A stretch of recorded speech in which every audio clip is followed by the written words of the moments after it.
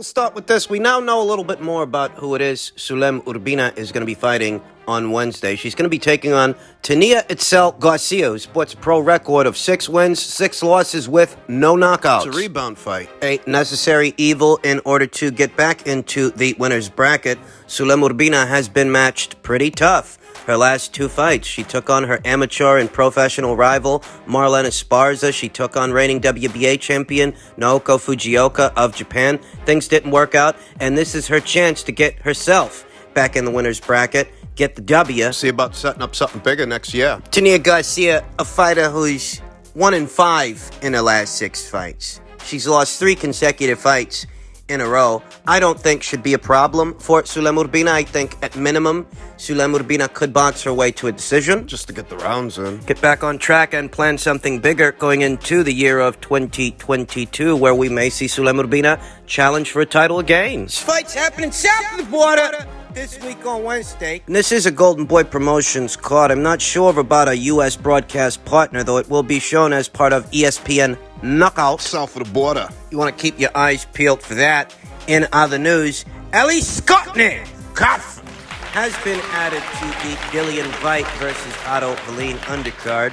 That is an undercard that is shaping up very nicely. Now, obviously, you're going to have Dillian Whyte versus Otto Wallin as the main event. You're going to see Chantel Cameron, WBC 140-pound champion Chantel Cameron, taking on America's own Mary McGee in what is a unification fight between the champions. Very exciting. Craig Richards, who gave Dimitri Bivol, the reigning WBA light heavyweight champion, a solid fight. Could be taking on Marek Mataya. You want to keep your eyes out on this guy, Craig Richards. Big guy for the weight, solid. Maybe somebody that a Callum Smith might end up fighting. Who knows? He's one to watch out for. Alen Babic is going to be taking on America's own drummer boy, Eric Molina. Initially, he's supposed to be taking on Australia's own Lucas Brown. Lucas couldn't make it. Eric Molina will be standing in his place instead. In truth, I view Eric Molina and Lucas Brown as being interchangeable. It's still an action fight, and that's why you watch an Alen Babic fight. You watch for the action. You watch for the savagery from the savage, Alen Babic. No complaints from me. The Rumford Bull, unbeaten up-and-comer Johnny Fisher, sports pro record of 3-0. He's going to be taking on Alvaro Torrero. Fish is a fun guy to watch. Big kid, strong guy. Let's see how far he goes. And Ellie Scottney. She's going to be taking on Eva Cantos, who sports a pro record of 2 wins with 1 loss, no draws. You've got to appreciate Ellie Scottney's boxing. Ellie Scottney, who sports a professional record of 2 wins and no losses. I think many out there might have a newfound appreciation for Ellie Scottney's boxing because she handled Melis Genglov a lot easier than Australia's own Ebony Bridges handled Melis Genglov. You could argue that Ebony did hurt her hand in the fight, and that had its role to play, though all the same, Ellie Scottney was never as troubled or flustered with Melis Genglov as Ebony was. Ellie's a quality operator. And so is Ebony Bridges, though they are very different fighters. They are. Ellie Scottney is more fleet of foot, fighting on the balls of them. Stick and move fighter that knows how to pick her punches. Whereas young Ebony Bridges is your according to Hoyle mid-range to inside pressure fighter, hooker. And uppercutter. This is a super bantamweight contest, though, leading up to this announcement, the announcement that Ellie Scottney of Cotford would be making an appearance on the card. I heard some rumblings of Ellie potentially moving down to bantamweight, 118 pounds, where Ebony Bridges, Jamie Mitchell, Shannon Courtenay, Melissa Odessa, where all those fighters campaign. Densely populated weight class. So maybe she moves down after this fight. I like her chances to win a title and become champion at either weight, so it doesn't really matter. She's the goods. You think about this card's main event, Dillian Whyte versus Otto Wallin. And what the talk has been the last 2 weeks or so on the heels of Tyson Fury's latest victory over Deontay Wilder. How some people feel that Tyson Fury should be afforded the luxury of skipping Dillian Whyte in spite of Dillian being this division's WBC interim champion. He is in line for a Tyson Fury fight. Some people feel Tyson should be able to skip him. Some people feel that Tyson ought to fight him because he doesn't have access to Alexander Usyk and the other alphabet titles. So why not take care of Dillian? I think that at this point it doesn't really matter what side of that argument you're on because it's all indirectly lending itself to this card's profile, Whyte versus Wallin. There's that much more on the line, and that many more people are going to be paying attention to this fight's outcome because they know it directly affects Tyson Fury, the WBC title, and what might happen moving forward. It's synergy is what it is. There are some people out there picking out Wallin to upset the apple cart for Dillian based on what happened to Dillian with Alexander Povetkin. He was in a very similar situation then to the situation that he's in now. It's mixed bag, and I've mixed feelings. I'll say that Otto doesn't come from the same amateur background that Alexander did. Alexander was an Olympic gold medalist. Otto doesn't have the body of work and all of the experiences that Alexander Povetkin brought to the table. As far as base styles go, they're not the same at all. Alexander Povetkin is a very crafty pressure fighter. He's very good at disguising his punches. As a mid-range to inside guy, an ambush fighter of sorts that can hit you with a shot that you don't see coming, and once he does, you're going to hit the deck. That's the kind of characteristics you came to expect from a Povetkin, and the threat level was palpable ahead of that first Dillian Whyte fight. It was.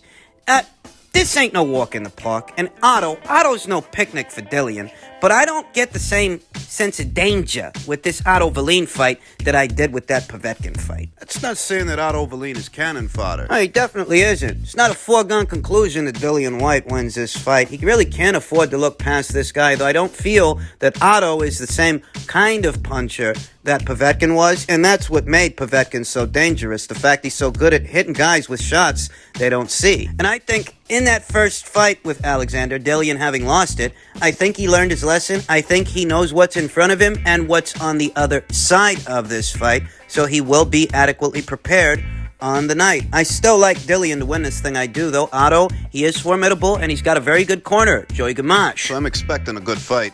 And just in keeping with the theme of all things heavyweight, it's not unusual these days to see Eddie Hearn echoing sentiments expressed here on the channel. He finds it strange Fury can continuously climb up pound-for-pound rankings by beating the same person. He was quoted as saying, "It's very difficult to say anything negative about Tyson Fury at the moment because you just get criticism for being, well, you're just a hater, you're this, you're that." Hearn explained to Mannix as part of an episode that dropped Friday on Volume Sports. "I do find it strange that you can continuously climb up a pound-for-pound ranking by beating the same person you've beat 2.5 years ago, and the only person. But you look at ESPN's rankings, Tyson Fury beat Deontay Wilder, who he just stopped in 7 rounds, in an absolute war, yet all of a sudden jumps up the pound-for-pound rankings from 6th to 4th. Like, to be a heavyweight great, you have to have a brilliant resume that consistently beats the top heavyweights of your era. Now, don't take nothing away from the performance. The last 2 performances, he probably won't be happy with his last one because he was a bit wild, but it was a great fight. I don't see how you can go down as a generational great without beating what might be perceived to be better fighters in your division than the guy you've beat in the last 3 fights, Hearn said. It's not his fault he's had to fight Wilder the last 3 fights, but he's fought the same individual his last 3 fights. So it's hard to say this is a generational great because he has 2 good wins or 2 good fighters on his resume. It's Vladimir Klitschko and Deontay. I'm not saying the others aren't good, but I'm talking about proper elite top 5 wins, So I think he's a generational great heavyweight. I do, but I don't think he has the resume to stand up there and say that. But again, if you start coming out with comments like that, it's but I think you just have a straight head and say, look, I think it's difficult to say he's not the number 1 heavyweight on paper in the world right now.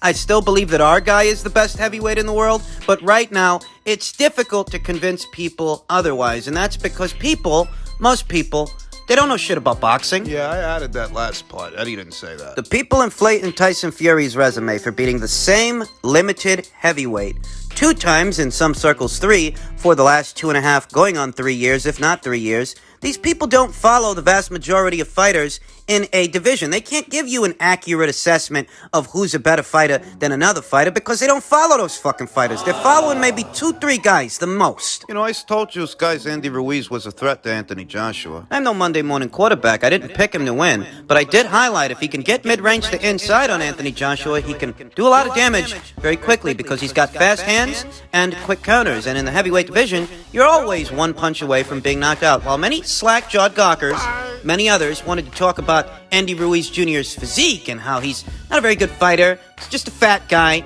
proved to be as dangerous as I thought he was. The same was true for Alexander Povetkin in the first Dillian-Whyte fight. While a lot of people immediately wrote him off because of his age, I highlighted that, power is the last thing to go in the heavyweight division, and Alexander Povetkin is a very talented ambush fighter, very crafty, very good at disguising his punches to hit you with shots that you don't see, and those are the shots that can take you out.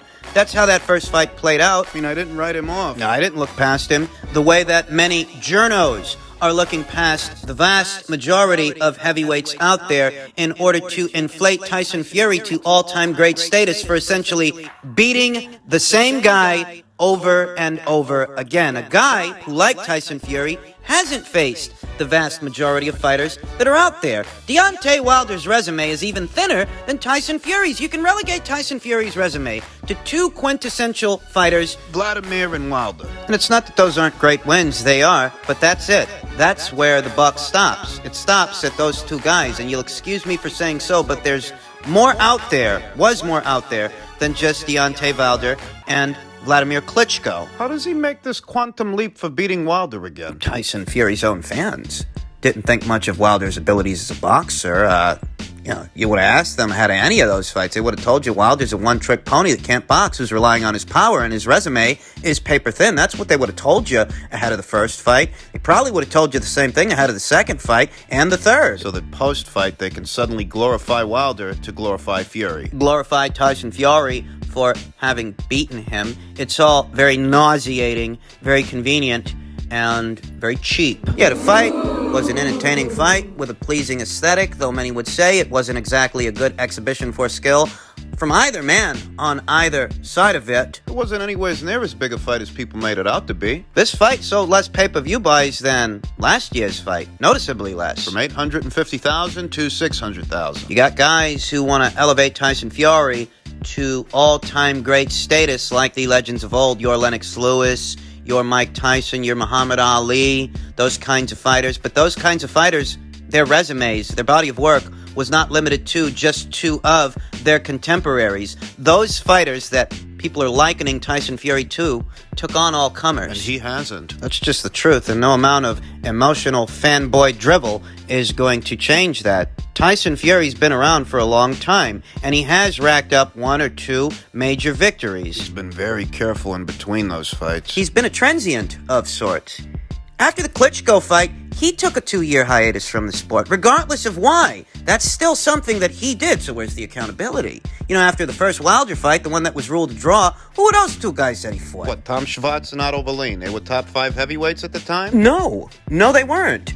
And his more recent fight with Deontay Wilder, do you realize that that's the first time Tyson Fury has defended a world title, an alphabet title? What are you going to do? Call the Tom Schwartz fight and the Otto Wallin fight title defenses? Right. Defenses of the lineal title against hand-picked opponents that were not ranked in the top 5 or the top 10 divisional rank standings. I'm not talking about alphabet ranks. Those ranks can be manipulated. I'm talking about the 10 best fighters at the weight. Tom Schwartz and Otto Wallin were not among them. And the Chinos, they're no better. It's almost like modern punditry has been relegated to being another arm of promotion for select fighters, because they're talking about Tyson Fury's last fight like it's some monumental victory when all he did was beat the same guy that he beat last year. The guy that he beats resume's paper thin. It's not that beating Deontay Wilder doesn't or didn't matter. It does. But they're blowing things out of proportion, and it's nauseating to see them do so when, the pundits, they're supposed to be a little bit more objective than the fans, I would think, as they are the record keepers in this sport that has such a rich lineage. But these days, they're just sellouts. Finally, lightweight contender Ryan Garcia. He had his surgery yesterday. Surgery said to be a success, though I don't know what the particulars are in reference to his injury, what the nature of it was. I haven't seen that information made available. Perhaps I will in some time, though it all communicates the same thing for me. There are a lot of people that approach these stories involving Ryan Garcia with a lot of skepticism. They don't actually believe that he had any mental health issues. There are even people out there right now that don't believe he was genuinely injured. They feel that he's pulling out of these fights because he's a peacock, he's a prima donna, and they are being very careful with him. For me, it doesn't matter which argument I go with. It doesn't matter which one of those different arguments, I'd want to believe, because they all communicate the same thing to me.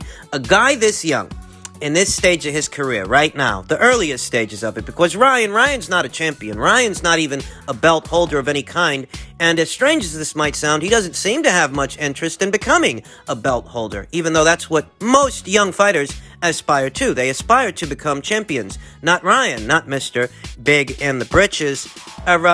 I look at all these things and I tell myself that none of this communicates longevity to me, regardless of what's going on. Whether he genuinely had mental health issues or not, whether this injury he's said to have suffered en route to a Jojo Diaz fight, whether that's genuine or not, it all communicates the same thing for me. That this kid, what I'm seeing, it ain't the makings of what could be an all-time great or a solid fighter. He seems Less and less solid as his career goes on. this might ruffle some feathers, but it's not actually my fucking job to throw every Tom, Dick, and Harry a pity party when they break a nail. Not being insensitive, I'm just being honest. The only reason we're fucking talking about Ryan Garcia ain't because of how many followers he's got on Instagram. The only reason we're talking about him is because of his boxing career. And in reference to his boxing career and how it's going, well, it doesn't communicate longevity. There were people likening him to Oscar De La Hoya. And in the beginning, the very beginning, I understood that parallel a little more, though time is showing us that Ryan, He's not cut from the same cloth as Oscar. this wasn't the way things were going for Oscar at this same point in Oscar's career, when he was the age that Ryan is now. Thus, likening him to Oscar, it don't make sense. I don't know what the future holds for Ryan Garcia, though I wouldn't be at all surprised to see that his career don't go like Oscar's, because he just doesn't seem to be as durable a fighter or as focused a fighter as Oscar was. That's just how I feel. I'm not going to apologize for that. I ain't got nothing against this kid. Hell, I hope he proves me wrong and he has a great career. A legendary one, though. Looking at him now and how things are going, none of this communicates longevity to me. The fuck do you want me to say?